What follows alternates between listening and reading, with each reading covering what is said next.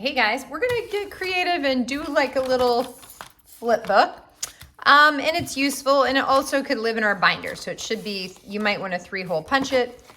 So if you're in class, you got one of these already made for you. If you're out of class, it might look something like this. So if you go to assignments, you'll notice it's inside 2.2 practice problems. It says, complete the following problems. So we only have 5 odd questions today. So you do have your questions in the back of the book.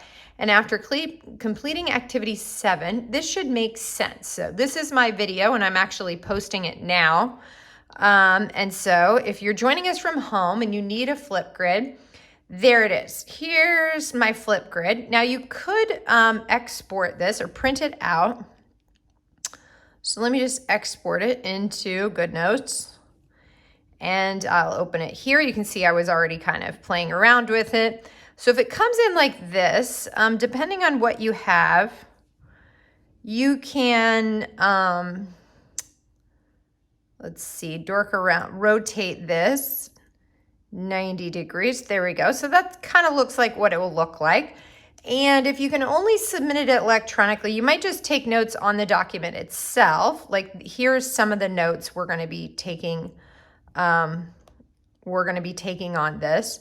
If you can print it out though, it would be probably a lot more useful. So let's get to what it would look like if you're printing it out.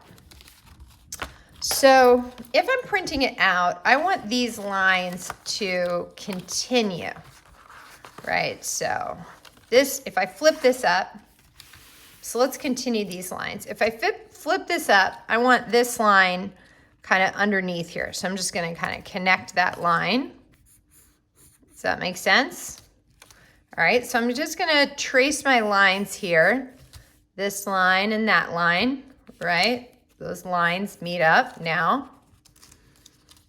So this line kind of, there's a little bit of a curve, right? This line makes a curve. About like that, right? Kind of judge if I did a good enough job there.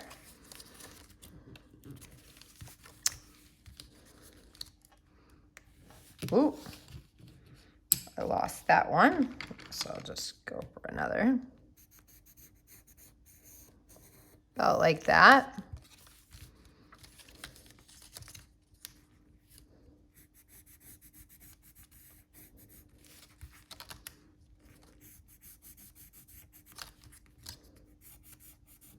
Okay, so if I flip all these up, you can kind of see I've traced a normal graph, and you might want to go ahead and just kind of shade all that together as one big smooth normal graph. There's my normal graph. And I think we discussed that this is the 68 empirical rule. So the empirical rule says 68 fall within here, the inner 2. 1 standard deviation to the left and to the right. All right, 95 fall within 2 standard deviations to the left and the right. And 99.7 fall within 2 standard deviations to the left and to the right. Okay, so we're just going to do some quick calculations on the back here to make sure that this makes sense. Okay, so if we know that 68 fall between 1 standard deviation to the left and the right, then if I divide 68 by 2, I get 34. So that's why I'm going to put the number 34 right there and right there. Okay?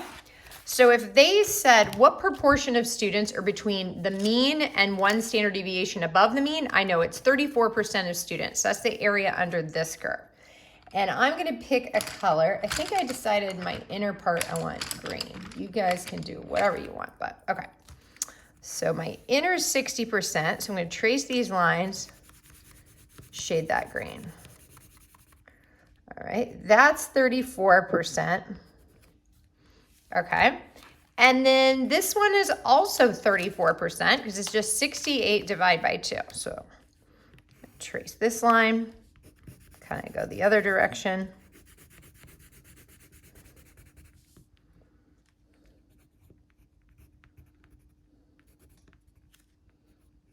Okay. 34%, 34%. So the whole thing is 68.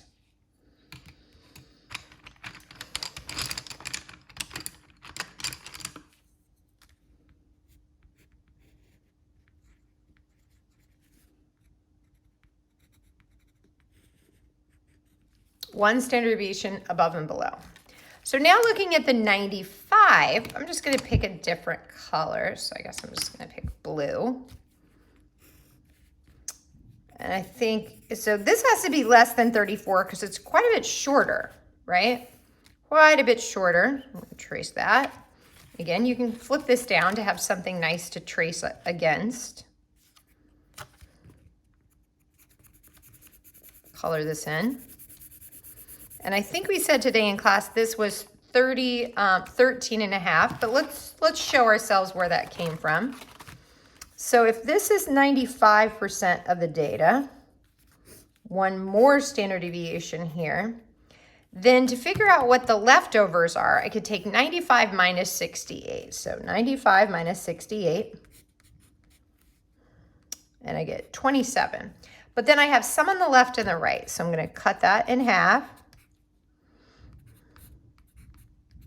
And I get 13 and a half. Okay, so that's 13 on the half on the left, 13 and a half on the right. So yeah, okay, cool. So that's my rule. If they want to know what percent of students' heights are within 2 standard deviations, I would say that's 95% of students' heights are within 2 standard deviations of the mean. But then if they ask the question, what percent of students are between 1 standard deviation and 2 standard deviations? So that's like a typical tall person. That's only 13. So that would be, let me pick a little bit darker blue color. So this region right here would be 13 and a half. All right. And this one would also be 13 and a half. So we could also add up all 4 strips and you'd get 95. 13 and a half, 34, 34, 13 and a half. That's 95% of the people. Okay, now what about 3 standard deviations from the mean? So I'm going to pick another color. Looks like orange. Okay. So I'm going to go for orange using the same logic. I'm going to try to figure out, doing a little math, what would be the area under that curve. So let's see. So the rule is 68, 95, 99.7 rule.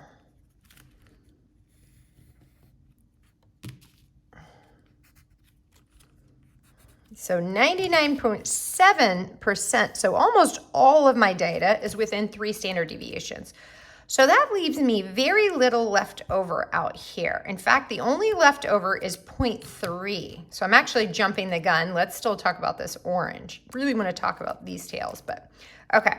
So what would this be? So I could just take 99.7, take away 95, and then cut it in half. So 99.7 minus 95.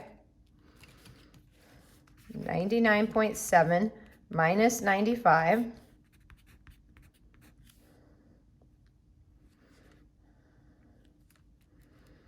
And then cut that in half.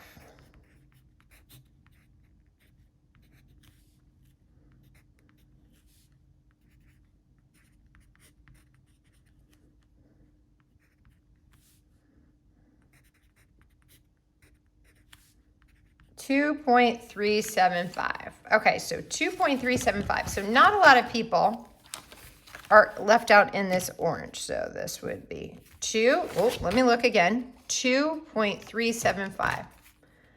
2.375%.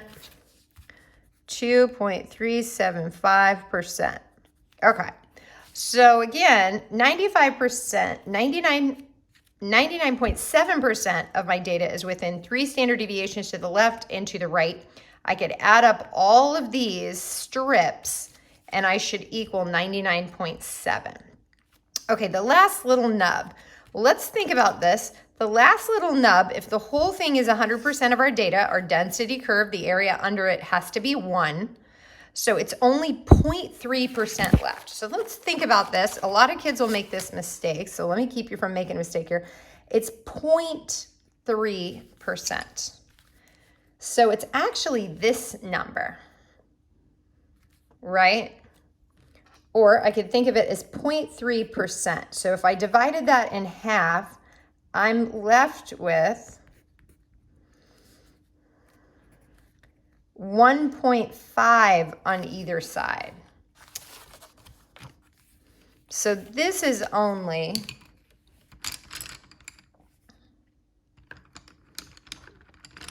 we'll go with purple.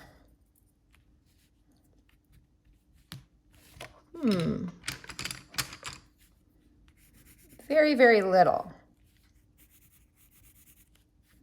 In fact, it's so little, it's only 1.5%. No, it's 0.3%. Let me just make sure I did this right. Yeah, 0.3%. There's my point. I just said students get this wrong, and here I'm getting it wrong. Okay, 0.15% on either side. Okay. 0.15, that makes sense. 0.15 on either side. All right, so this is 0.15%. So if you think about that, I'd have to move the decimal 2 more places if I think about the proportion. But again, it's what's left over after 99.7% of the data has been taken care of. So that's only 0.3% left. So that's 0.15 on either side. There you go. All right, so what's the last little bit I need to include on my chart here? What I want to include is my labels. So let's do that. Remember, right here down the center is my mean, mu. Right? This is, and some students might want to write this sideways. This is mu plus the standard deviation, 1 standard deviation. So some students like to put a 1 in front of that. This is mu plus 2 standard deviations, and this would be mu plus 3 standard deviations, okay? Now on this side, I have mu minus 1 standard deviation, mu minus 2 standard deviations, and mu minus 3 standard deviations, okay? So you officially have your little flip grid, and it should help you figure out, especially if they ask you between some oddballs, like so between here and here, 1 standard deviation above and 3 standard deviations above and 1 below. All I have to do is add up these numbers. Thanks for joining me, guys.